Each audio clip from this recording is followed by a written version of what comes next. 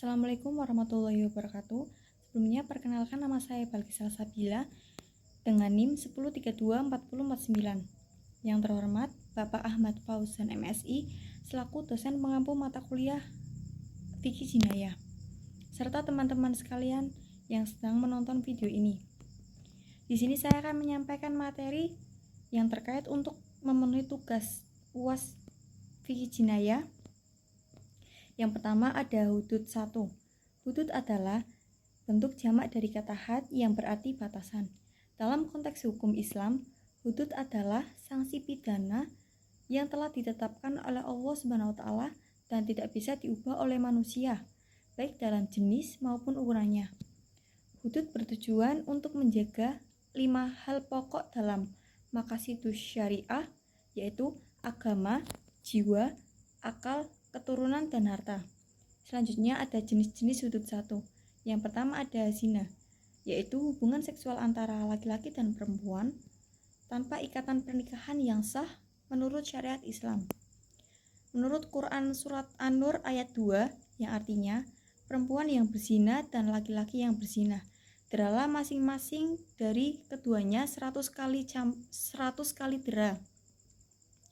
Hukuman dari zina ialah 100 kali cambuk bagi pelaku ghairu muhsan atau belum nikah, dan juga rajam atau dilempari batu sampai mati bagi pelaku muhsan, yaitu yang sudah menikah dan pernah melakukan hubungan suami istri.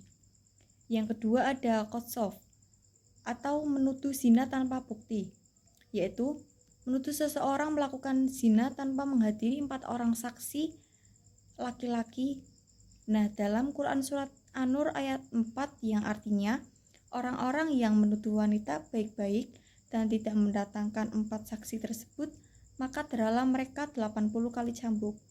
Hukuman dari qadzaf ialah 80 kali cambuk, kesaksian tidak diterima selamanya, dan dihukum sebagai fasik.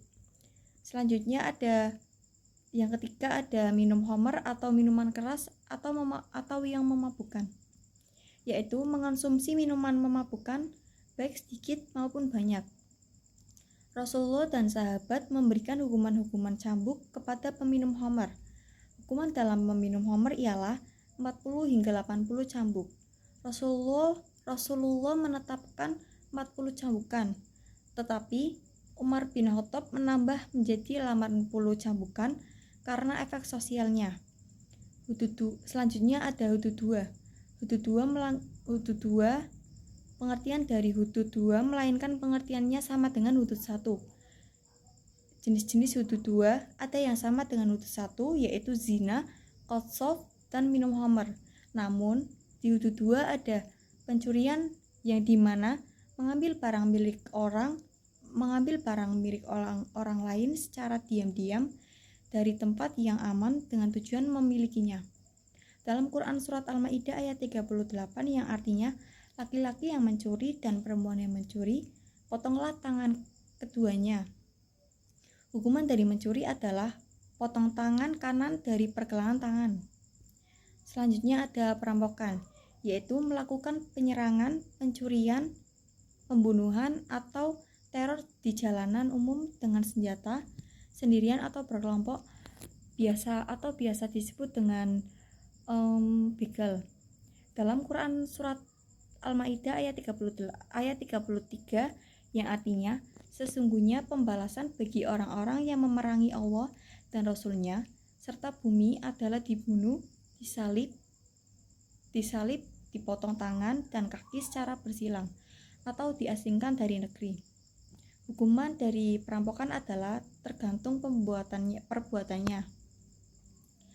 Selanjutnya ada murtad, keluar dari agama Islam secara sadar, disengaja, baik melalui ucapan, keyakinan, atau tindakan.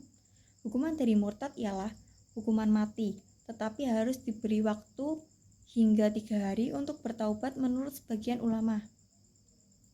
Materi selanjutnya ada qisas dan diyat. Yang pertama ada qisas. Qisas adalah konsep dalam hukum Islam yang berkaitan dengan hukuman setimpal, terutama dalam kasus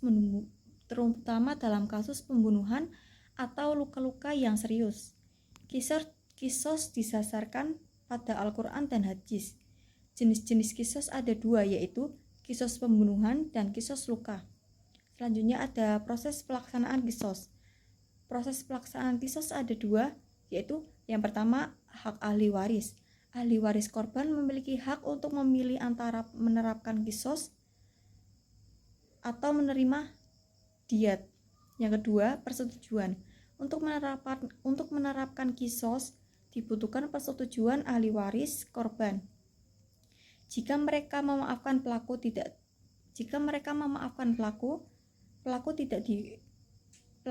dihukum. Selanjutnya ada tujuan kisos. Tujuan kisos yaitu untuk memberi keadilan, pencegahan, dan restorasi. Materi yang selanjutnya ada diat. Diat adalah kompensasi finansial yang dibayarkan oleh pelaku kejahatan kepada ahli waris korban sebagai alternatif untuk menerapkan kisos. Dasar hukum diat terdapat dalam Al-Quran dan hadis. Jenis-jenis diat ada dua, yaitu pembunuhan dan luka-luka, sama dengan kayak kisos. Materi yang terakhir ada reformasi dan positifikasi hukum Islam di Indonesia. Reformasi Islam di Indonesia merupakan bagian dari dinamika panjang hubungan antara agama dan negara dalam konteks masyarakat yang plural dan demokratis. Hukum Islam yang bersumber dari Al-Quran, hadis, ijma, dan qiyas telah menjadi bagian penting dalam kehidupan umat Islam di Indonesia sejak masa awal masuknya Islam di Nusantara. Namun, seiring perkembangan zaman dan perubahan sistem ketatanegaraan, hukum Islam mengalami tantangan untuk tetap relevan dan berfungsi secara nyata dalam negara hukum modern yang berdasarkan Pancasila dan Undang-Undang Dasar 1945.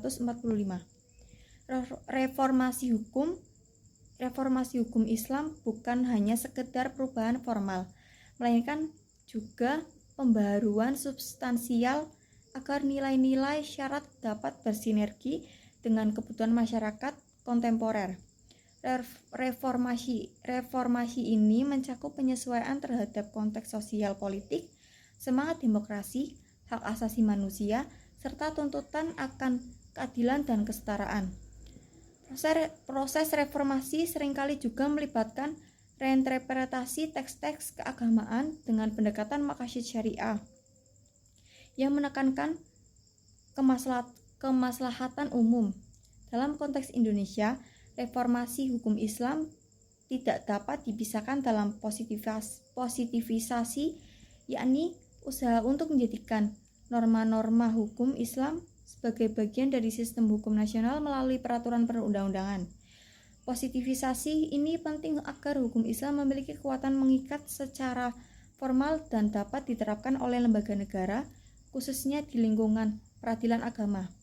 Salah satu contoh nyata adalah lahirnya komplikasi hukum Islam yang biasa disebut dengan KHI pada tahun 1991, yang menjadi rujukan utama dalam perkara-perkara perdata seperti Islam seperti perkawinan, waris, dan wakaf. Baik, segitu saja materi yang dapat saya sampaikan. Selebihnya mohon maaf apabila ada kata yang salah atau tutur kata yang salah. Sekian, terima kasih. Wassalamualaikum warahmatullahi wabarakatuh.